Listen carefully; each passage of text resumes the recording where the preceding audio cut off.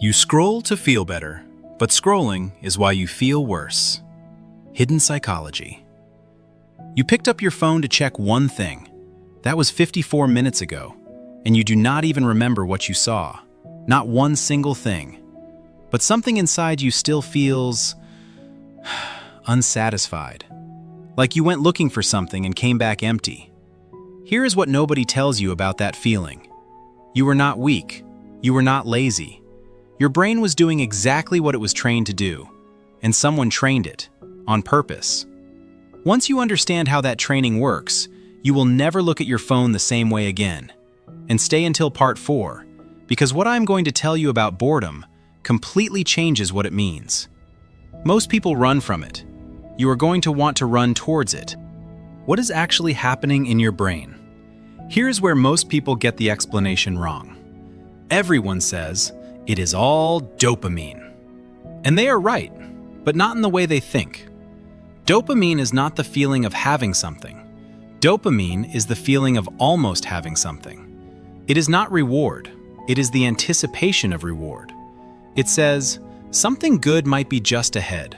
One more scroll, one more video, one more post. Not because the last one was good, but because the next one might be.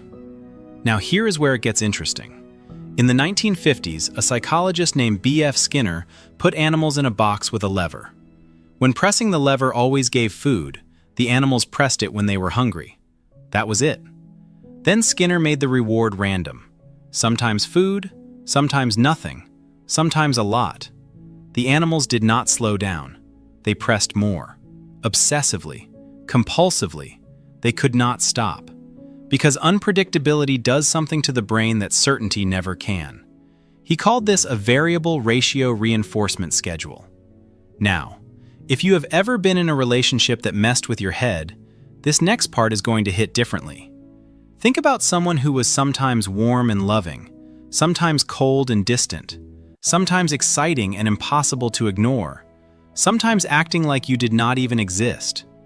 You never knew which version you were going to get, and that unpredictability is exactly what made it impossible to walk away. Not because that person was good for you, but because your brain could not stop waiting for the next good moment. Your phone operates on the exact same psychology. Sometimes you scroll and find something that makes you laugh, sometimes angry, sometimes seen. Sometimes it is just hollow, random, unpredictable, uncertain. And that randomness is the most addictive pattern the human brain has ever encountered. This is not an accident. The engineers who built these apps studied Skinner's research, and they built it directly into your feed. What this is doing to you over time. Picture this.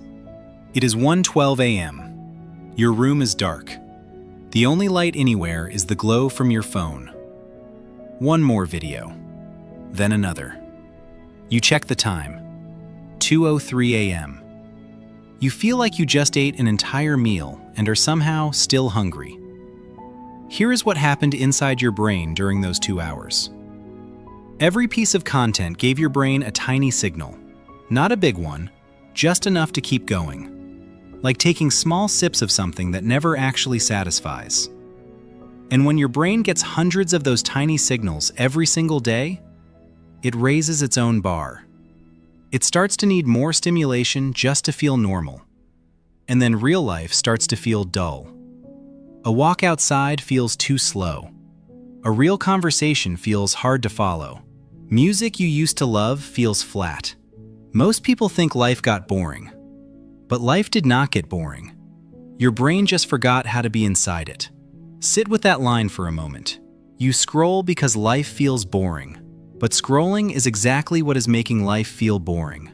Every time you pick up your phone to escape that empty feeling, you are making the next moment of emptiness more intense. You are not fixing the feeling, you are feeding it. The boredom that drives you to scroll is being manufactured by the scrolling itself. That is not a coincidence. That is the trap. So if scrolling is the trap, what is the way out?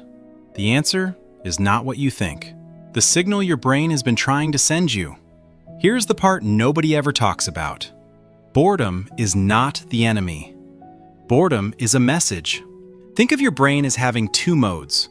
Mode 1 is reaction mode. Scrolling, swiping, consuming, fast, loud, automatic. Mode 2 is different. Mode 2 is your brain going looking, not for content, not for entertainment, but for you. This is where your best ideas come from. This is where your honest thoughts live. This is where the version of yourself you actually want to become starts to take shape. But the moment you feel that quiet arrive and you reach for your phone, you interrupt your own brain right at the moment it was about to say something real. You do not grab your phone because you are afraid of boredom. You grab it because you are afraid of what you might hear when it goes quiet. What actually happens when you stop? The discomfort you feel when you put your phone down and just sit there, that discomfort is real. It is a craving signal. Real, physical, uncomfortable. But here's what the research shows. That discomfort has a peak. It rises, it gets louder, and then it passes. Usually within 10 to 12 minutes. After that, something shifts. Music sounds like it used to. A simple moment, morning coffee, the air outside, starts feeling like something instead of nothing. Not because those things changed, because your brain remembered how to be inside them. Final thought. Your attention is your life. Here's the only question that matters right now. If your phone disappeared for 72 hours, what is the first thing you would actually do? Whatever just came to your mind, that is not random. That is your brain telling you what it has been waiting to get back to. Your attention was never broken. Your curiosity never left. Your drive never disappeared. It was just buried, under the noise, under the scroll. You were not the problem. The system was designed to make you feel like you were. Drop your answer in the comments. I read every single one. And if this video made you stop, even for just 1 second, that pause right there is exactly what your brain has been asking for. See you in the next one. If human psychology, especially the hidden reasons behind human behavior, fascinates you, then welcome home. This is Mindcore Theory.